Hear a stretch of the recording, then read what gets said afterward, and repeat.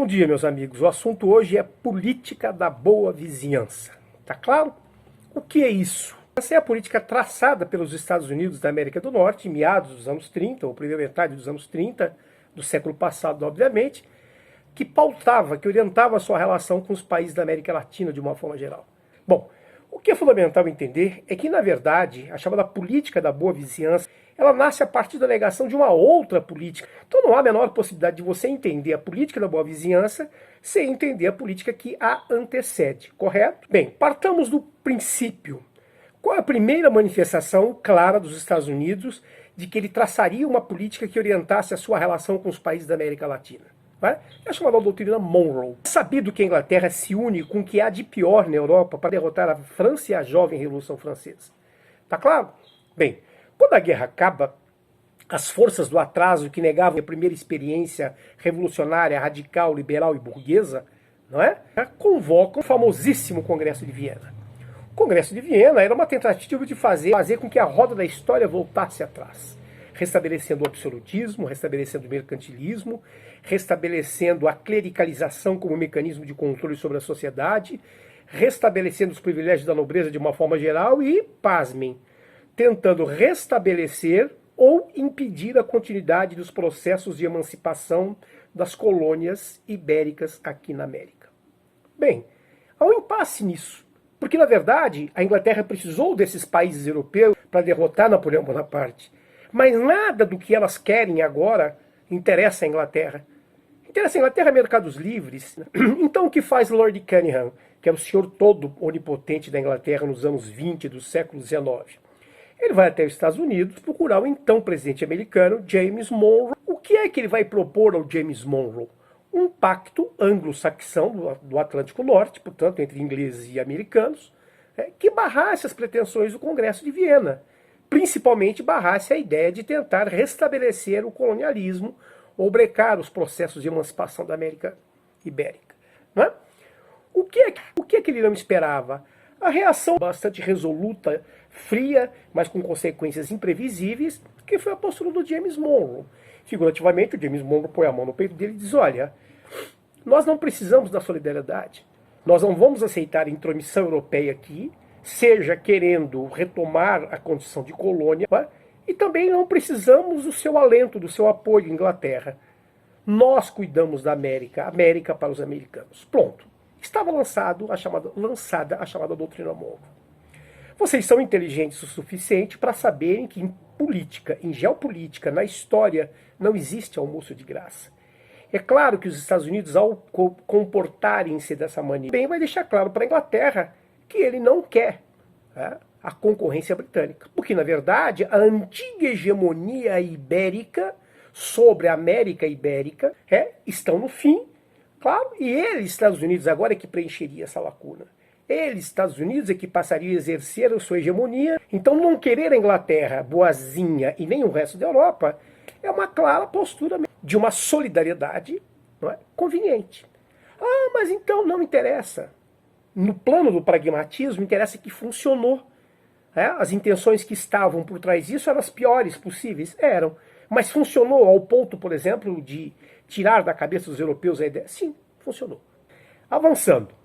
Quando a presença britânica fica secundarizada, espremida na América do Sul, quando a liderança americana fica cada vez mais evidente, o que nós vamos ter aqui? Nós vamos ter uma postura dos Estados Unidos que começa a virar. Já no final, não digo propriamente no final, mas de meados para o final dos anos 1830, vai se mostrando, na verdade, uma arapuca para o resto da América Latina. O que era uma arma defensiva de solidariedade americana para com o resto da América Latina, vai se transformando, na verdade, numa ferramenta de extrema agressividade geopolítica, que vai acabar se traduzindo, principalmente a partir de 1845, na chamada Teoria do Destino Manifesto. Bem, um jornalista americano chamado J. Louis O'Sullivan, agora, ele escreve um artigo, que eu vou ler, inclusive, um pedacinho desse artigo para vocês terem uma ideia aí. Né? Abrindo aspas. E essa reivindicação nos é dada pelo direito do nosso destino manifesto de nos expandir e possuir todo o continente que a providência nos deu para o desenvolvimento da grande experiência da liberdade. Fecha aspas. Mas isso tem continuidade. Por exemplo, Olha o discurso do presidente James Buchanan ao assumir em 1857. Abre aspas. A expansão dos Estados Unidos sobre o continente americano, desde o Ártico até a América do Sul, é o destino de nossa raça e nada poderá detê-la. Mas calma, não parou aí não. Olha o discurso do Colin Powell, secretário de Estado de Bush, em 2004. Abram aspas. O nosso objetivo com a ALC é garantir para as empresas norte-americanas o controle de um território que vai do Polo Ártico até a Antártida. É uma peça de profunda arrogância etnocêntrica. Por quê? Porque ele diz, olha, nós somos o WASP, White Anglo-Saxon Protestant. Portanto, nós somos os senhores da América Latina naturalmente 3 vezes superiores a vocês. Somos superiores etnicamente, porque somos anglo-saxões, somos superiores culturalmente, somos superiores religiosamente, porque somos protestantes. E mais, nós tivemos o ímpeto e a coragem de sairmos daquele cafarnal da terra dos horrores que era a Inglaterra, em busca da terra prometida, e aqui na América construir a mais livre, bela, justa e próspera sociedade. Isso significa que Deus manifestou em nós o destino de expandirmos-nos sobre vocês. Não é? Não tenha dúvida sobre isso. E aí não tinha nenhuma mediação, não tinha nenhum prurido em se dizer isso. Claramente. O engraçado dessa história é que se você pegar a chamada teoria do destino manifesto, ela tem um fiozinho de cordão umbilical ligado a uma outra teoria meio que fundamentalista também, né? Que é a teoria da predestinação absoluta de Calvino, que está na base dos homens que migram na Inglaterra para cá. É impressionante esse processo. Pois é, mas deixemos essa discussão teológica de lado, ela é gostosa, é salpicante, mas não dá para fazê-la agora, né? Não dá tempo, e não é esse o objeto, né? Mas vamos dar uma visualização numa coisa que é profundamente impressionante, que é como é que os americanos viam esta forma etnocêntrica, arrogante e agressiva do que eles imaginavam ser a superioridade dele mesmo, né? Por exemplo, essa que vocês estão vendo, este quadro que vocês estão vendo, chama-se a Colúmbia. A Colúmbia é a personificação feminina do ideal de pátria a ser construído. Ela, inclusive, é uma anglo-saxã da gêmea, da gema, não é? A tez branca, os cabelos loiros arruivados, os olhos azuis, dá para você perceber isso. E ela vem do leste, Europa, portanto, para ir avançando sobre o oeste. Essa obra é do John Guest, é uma obra de 1887 aproximadamente, não é? Bom, e é uma coisa impressionante, porque você vê que com uma mão ela carrega a Bíblia, não é?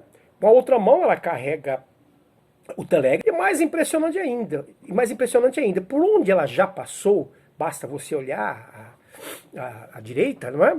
Você vai ver que o céu já está claro, as turbulências acabaram, há um raio de sol querendo iluminar tudo, surgindo, né?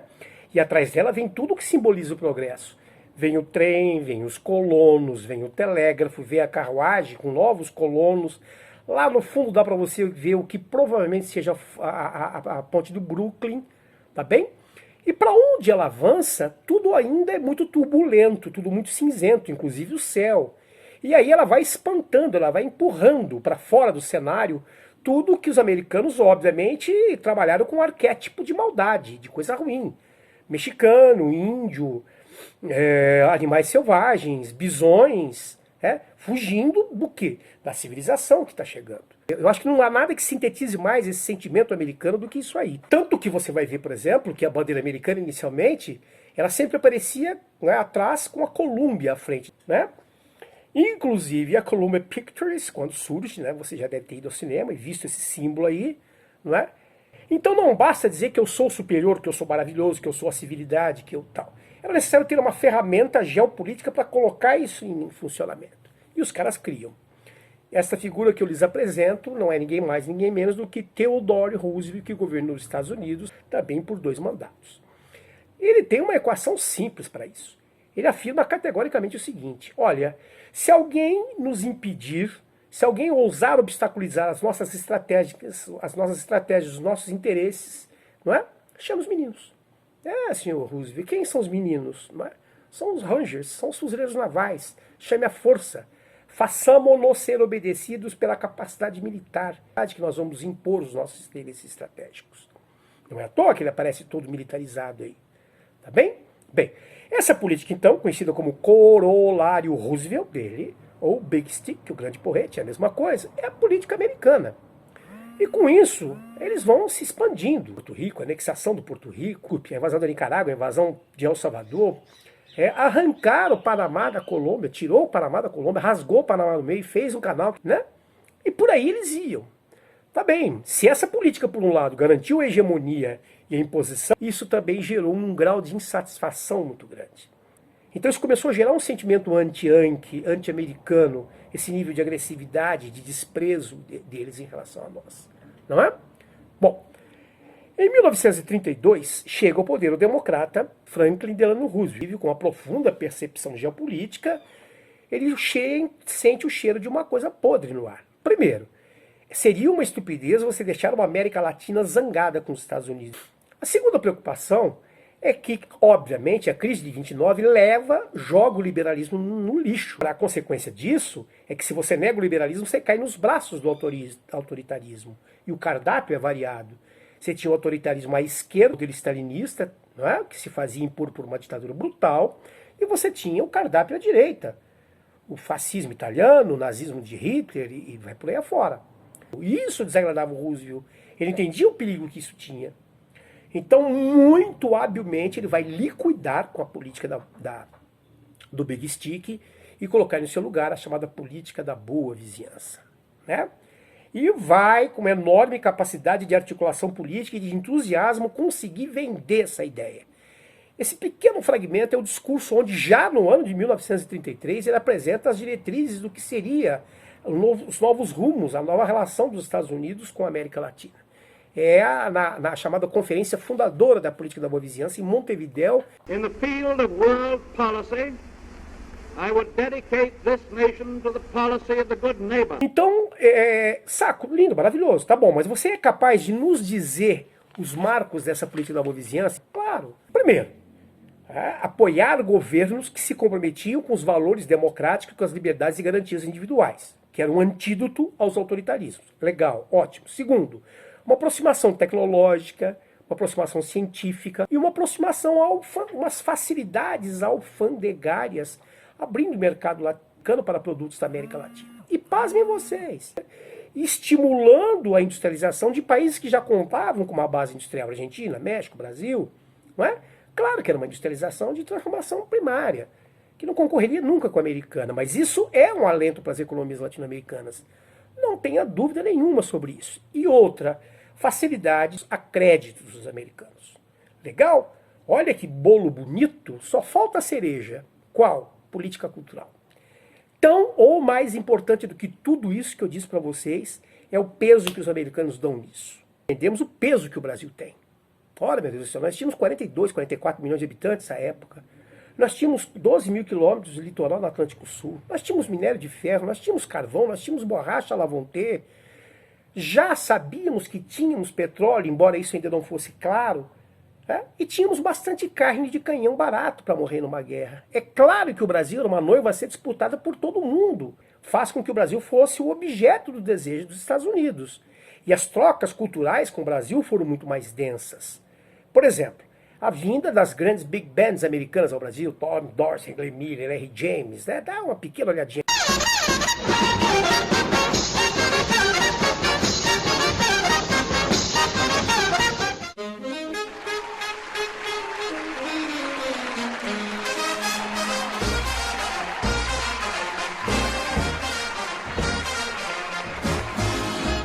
Outra coisa impressionante é o seguinte, lembra que eu acabei de falar para vocês da Columbia? Este navio que vocês estão vendo aí é um navio estúdio, que trazia uma orquestra da Columbia, liderado pelo maestro Leopold Stokowski, que tinha contato com o Vila Lobos aqui no Brasil, que vai regimentar a mais pura música popular brasileira. Eu tenho esse disco aqui, não é? Aqui você está vendo o Donga, parceiro do Pixinguinha, aqui você está vendo o maestro Leopold Stokowski, aqui você está vendo o Vila Lobos, né? Ele veio a pretexto de gravar a apresentação da cultura musical brasileira nos Estados Unidos, esse tipo de coisa, né? E olha uma coisa interessante também. A relação era tão promíscua entre a indústria de entretenimento e o Departamento de Estado americano, que isso que você está vendo aqui são discos monstruosamente grandes, de 48 polegadas, olha aqui, Departamento de Estado dos Estados Unidos da América do Norte, né? Da Colômbia, produzido pela Colômbia. Isso era o diário da guerra, que os americanos mandavam. Era a ótica americana da guerra. Mas vamos lá.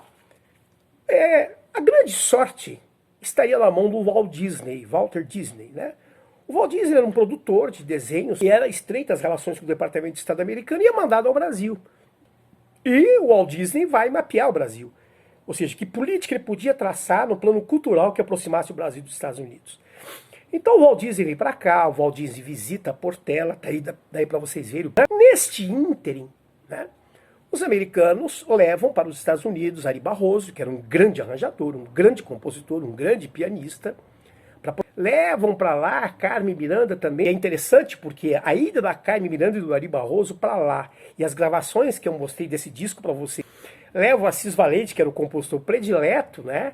E dentro da sua cínica e fina ironia, a produzir esse samba. Chegou a hora dessa gente bronzeada mostrar seu valor. Eu fui a tempo e pedi a padroeira para me ajudar. Salve o morro do Vipém, pendura a saia, eu quero ver. Eu quero ver o tio Sam tocar pandeiro para o mundo sambar. O tio Sam está querendo conhecer a nossa batucada. Anda dizendo que o molho da baiana melhorou seu prato. Vai entrar no cuscuz, acarajé e abará. Na Casa Branca já dançou a batucada de hoje, oi, ai, ai. Já viu, esquentar os bandeiros de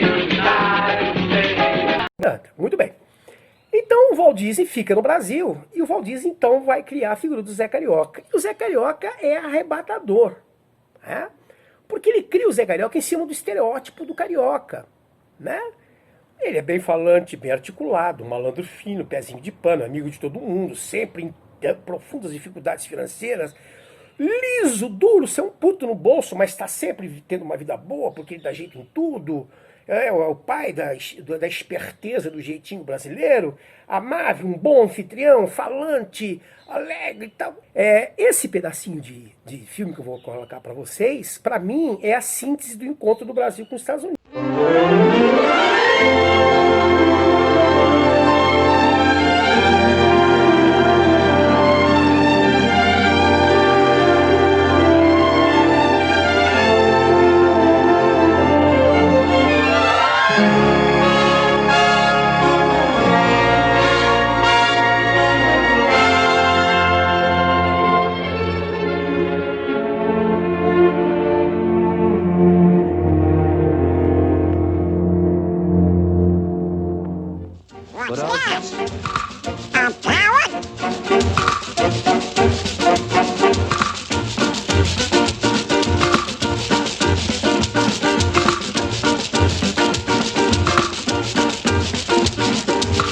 Cavalheiro, aqui está o meu cartão.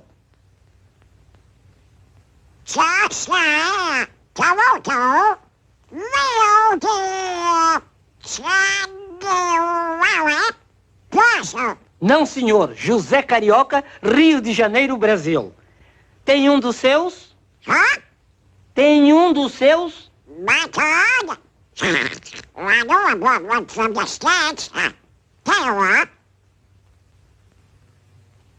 Muito obrigado. Donald Duck?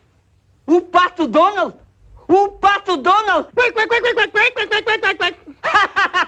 Ora, venha de lá um abraço, um mesmo daqueles, um quebra-costelas, um bem carioca, bem amigo. Seja bem-vindo, meu caro, o Pato Donald. Veja você, vamos sair por aí, vai conhecer o Rio.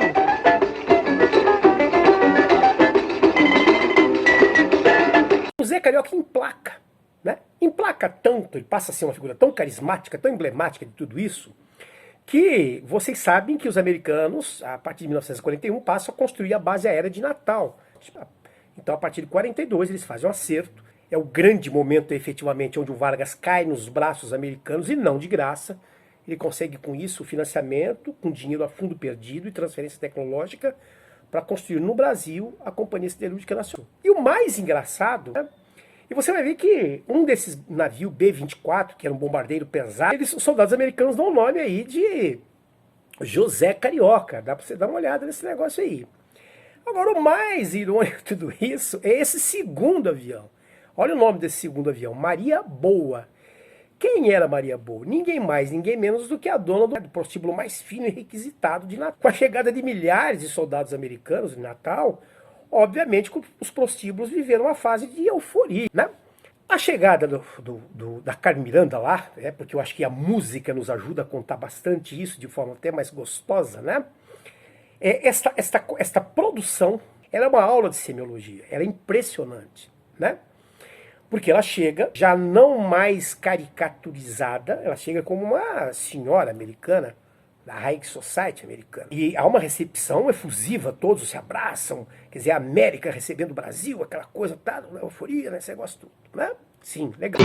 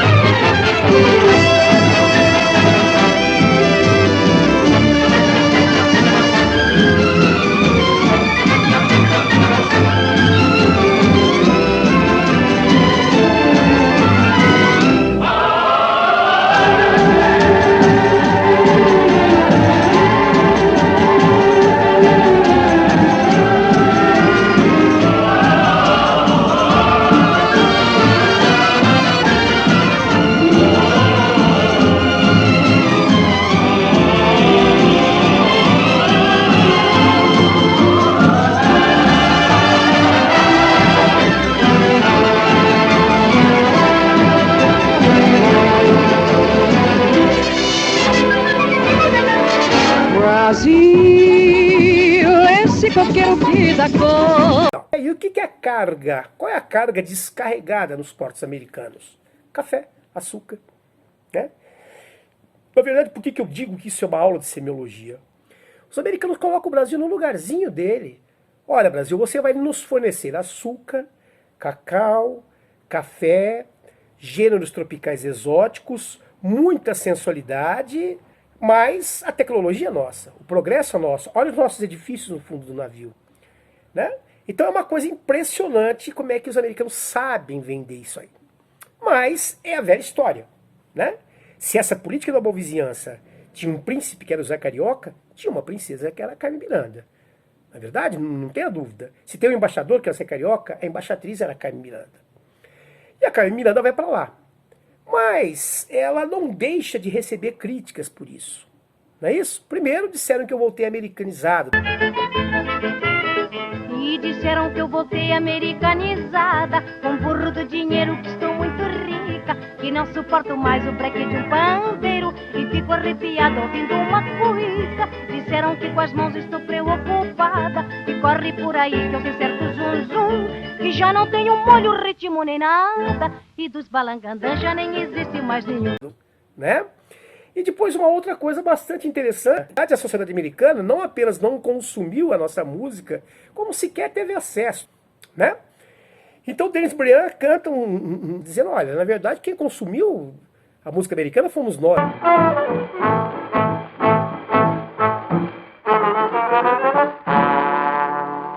Chegou o samba, minha gente, lá da terra do tio Sam com novidade. E ele trouxe uma cabeça que é maluca pra mexer toda a cidade. O bugue-ugue, bugue-ugue, bugue-ugue, a nova dança que balança mas não cansa, a nova dança que faz parte da política da boa vizinhança. E aí tem um outro samba de um polêmico compositor da Mangueira também, chamado Wilson Batista, não é? Cantado pela Elza Soares, onde ele vai esculhambar com essa coisa da música americana aqui.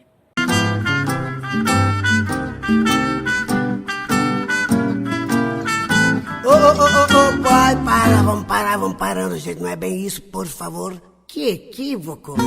Não é bem isso, nós cantamos é samba, artigo nacional. Do Rio Grande a Manaus, todo mundo canta samba. E é batatão, esse negócio de biribiribirei é pro senhor quebra calauei. Se ele soubesse o gosto que o samba tem, mas deixava Hollywood vinha pro samba também. O negro, Val Robson na cuíca, Bill Robinson, de pandeiro na mão.